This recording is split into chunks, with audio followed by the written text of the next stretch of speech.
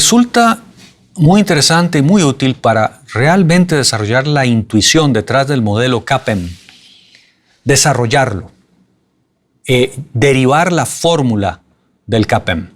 Esta es una derivación de este modelo del Capital Asset Pricing Model que se hizo en los años 60 por Sharpe, Lintner y Mossing, fundamentalmente, que mereció fundamentalmente un premio Nobel de Economía bastantes años después y que hoy nos podemos dar el lujo de alguna manera de resumirlo en unos cuantos slides, evidentemente varias décadas después de que fue desarrollado.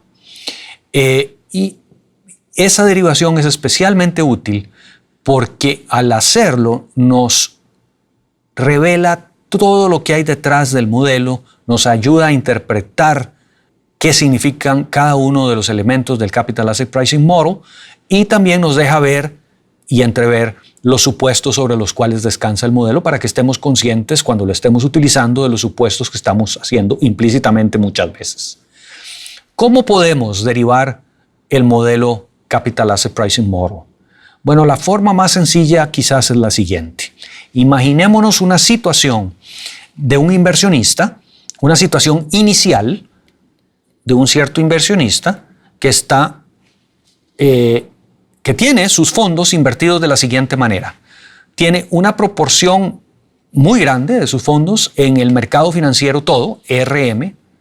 Ese es el rendimiento del mercado.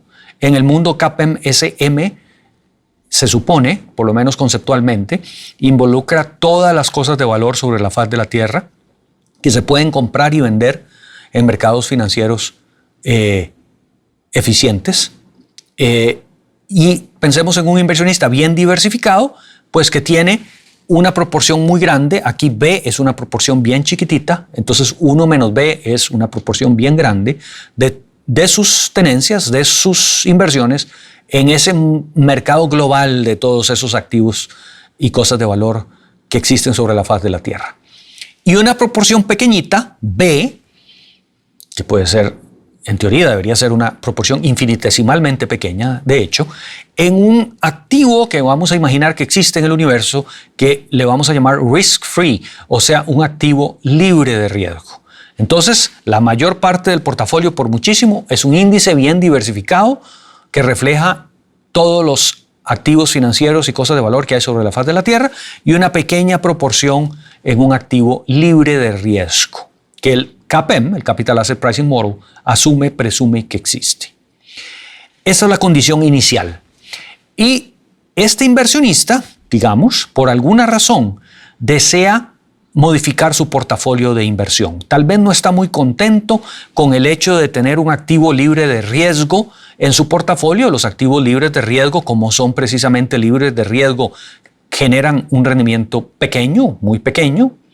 Y entonces él quiere quizás, digamos, aumentar el rendimiento esperado de su portafolio de inversiones y una forma de hacerlo es sustituir este activo libre de riesgo en su portafolio por otro activo que en principio le genere mayor rendimiento. Vamos a llamar a ese otro activo alternativo A, un cierto activo A.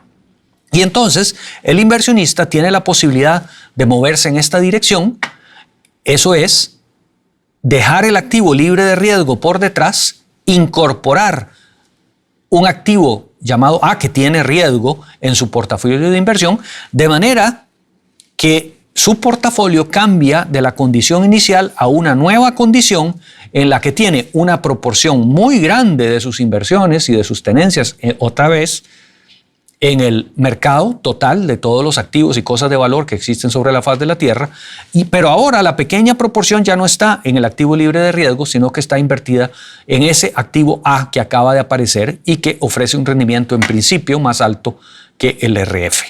Esa es una posibilidad que el inversionista tiene, pues, para aumentar presumiblemente el rendimiento esperado de su portafolio de inversiones. Alternativamente, el inversionista también podría no incorporar el activo A en su portafolio de inversiones, sino más bien incorporar un pedazo B, pequeñito, del mismo mercado en su portafolio de inversiones. De manera que otra posibilidad es que termine con el 100% de su portafolio en el mercado global de esos activos financieros y cosas de valor que existen sobre la faz de la Tierra. Esa sería una segunda opción que ese inversionista tiene. Y el inversionista, partiendo de su condición inicial, puede terminar con esta posición que vamos a llamar 1 o esta posición que vamos a llamar 2 alternativas. Él tiene la opción de escoger la vía número 1 o el camino número 1 o la vía número 2 o el camino número 2. Lo interesante, y es lo que nos permite derivar el Capital Asset Pricing Model eventualmente, el CAPM, es que en un mundo en equilibrio, sin costo de transacción, sin problemas de información asimétrica y otros supuestos que hay detrás del Capital Asset Pricing Model, en un mundo en equilibrio, a un inversionista le debería dar lo mismo moverse por el camino número 1 que moverse por el camino número 2. Porque si en alguno de los caminos el 2 le resulta más ventajoso que el 1 o el 1 le resulta más ventajoso que el 2, todos los inversionistas se van a ir por el camino número 1 o todos los inversionistas se van a ir por el camino número 2 hasta que los precios de los activos y los rendimientos esperados vuelven al equilibrio, de manera que se restablezca el equilibrio.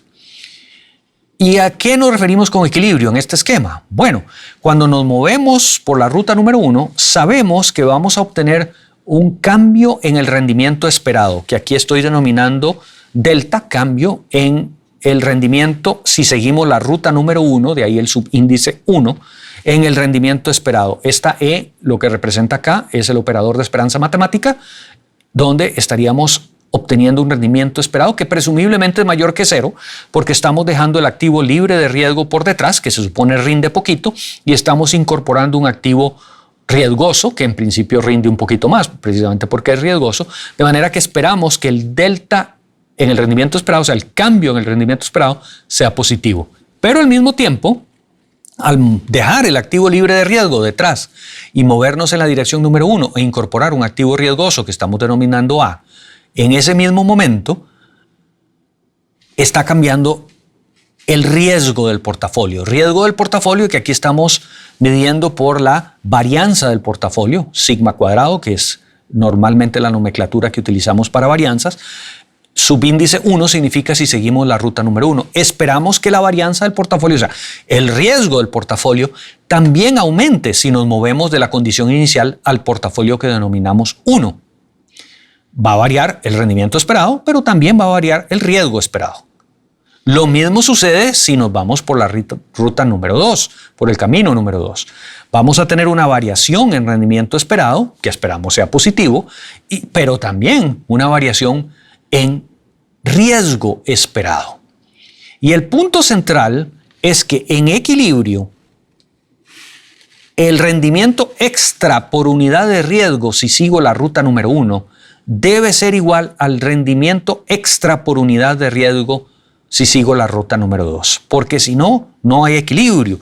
Y si la ruta número 1 ofrece, por ejemplo, más rendimiento por unidad de riesgo que la ruta 2, todos los inversionistas se van a venir por la ruta número 1 hasta que los rendimientos esperados y los precios de los activos se ajusten, y viceversa, si fuera la ruta número 2 la que domina. Entonces, la condición de equilibrio es que los cambios en rendimiento esperado por unidad de riesgo tienen que ser iguales en las rutas alternativas.